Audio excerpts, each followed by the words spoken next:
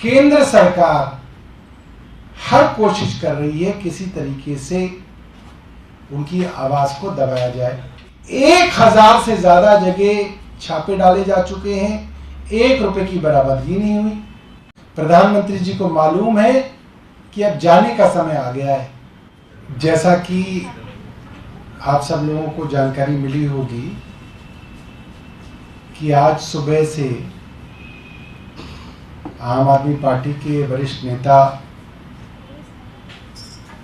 और सांसद, और कहा जा सकता है कि हिंदुस्तान की राजनीति में विपक्ष की सबसे मजबूत आवाजों में से एक संजय सिंह जी, जो लगातार जनता के मुद्दे उठाते रहे हैं, सरकार से सवाल करते रहे हैं,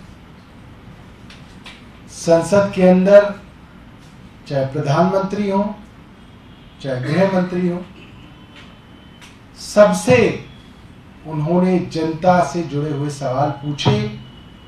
कभी सवाल पूछने में हिचके नहीं, कभी सवाल पूछने में पीछे नहीं हटे, और उनकी बुलंद आवाज संसद में और सड़क में आज सबके द्वारा पहचानी जाती है।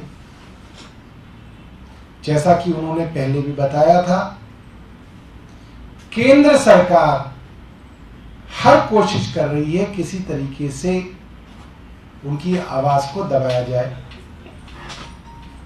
एक काल्पनिक मनगढ़ंत मामला शुरू किया हुआ है और कहा जा रहा है कि सैकड़ों करोड़ रुपए का घोटाला हो गया, और मुझे लगता है कि इतिहास का पहला ऐसा घोटाला है जिसके अंदर 15 महीने से जांच हो रही है। देश की सबसे बड़ी एजेंसी ईडी और सीबीआई इसकी जांच कर रही है। दोनों एजेंसियां पैरेलल में जांच कर रही हैं। करीब 1000 से ज्यादा जगहों पे व्यापारियों के यहां, राजनेताओं के यहां,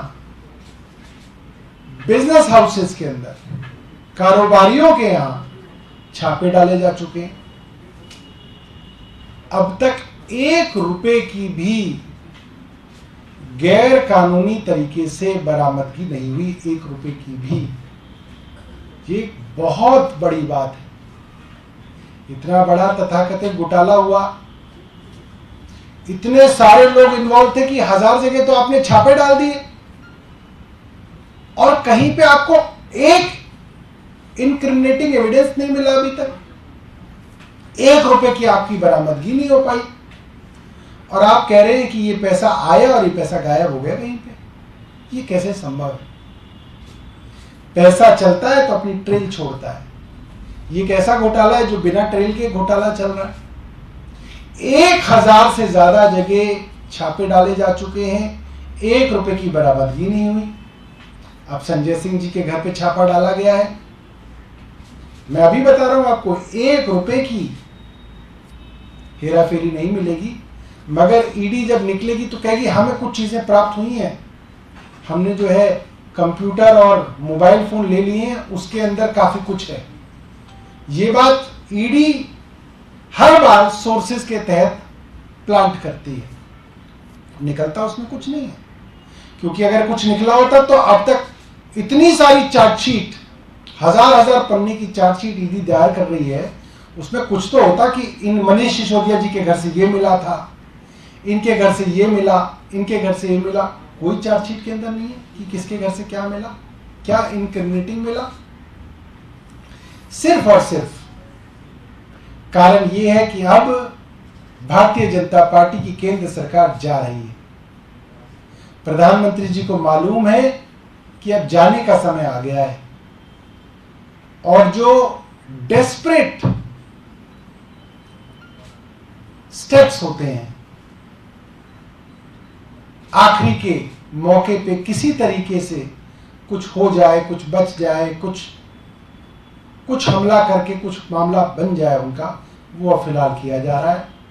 हम इस तरीके के छापों की घोर निंदा करते हैं। और कामना करते हैं कि जल्द से जल्द चुनाव हो और भारतीय जनता पार्टी को लोग जो है बाय बाय करें। कुछ सवाल है आपके? सर, शराब नीति को लेकर आपका क्या मानना है? क्या नीति गलत थी, सही थी? अगर उसके तथ्यों पर अगर हम बात करें तो क्या कहना चाहिए? पंकज जैन जी ने बहुत ही दिलचस्प सवाल पूछा है, और जो सवाल इन्होंने पूछा है, इत्तेफाक की बात है, इस वक्त सुप्रीम कोर्ट के अंदर माननीय न्यायाधीश संजीव खन्ना जी ने भी अभिषेक मनु सिंघवी जी से सवाल पूछा है, और एक एक पॉइंट वो कोर्ट को बता रहे हैं। और कोर्ट ने यहां तक भी कहा कि कैबिनेट नोट्स के अंदर तो हमें लगता है कि कोर्ट्स के जाने का विषय नहीं है, मगर देख लें कि कहीं दिल्ली के विषय में कोई नई नीति तो नहीं बनी हुई।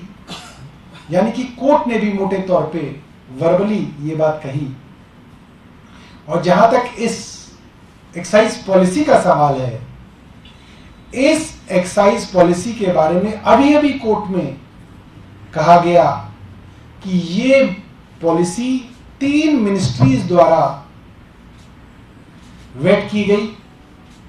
दिल्ली सरकार के लॉ डिपार्टमेंट ने वेट की, फाइनेंस डिपार्टमेंट ने वेट की, उसके बाद कैबिनेट से अप्रूव हुई, एलजी साहब के पास भेजी गई, एलजी साहब ने अपने कुछ रिकमेंडेशन दिए, उन रिकमेंडेशंस को लेके दोबारा से भेजी गई और एलजी साहब ने वो पॉलिसी पास की। अगर दिक्कत होती तो एलजी साहब को तो कोई दिक्कत नजर आती उसमें। और कोई सवाल?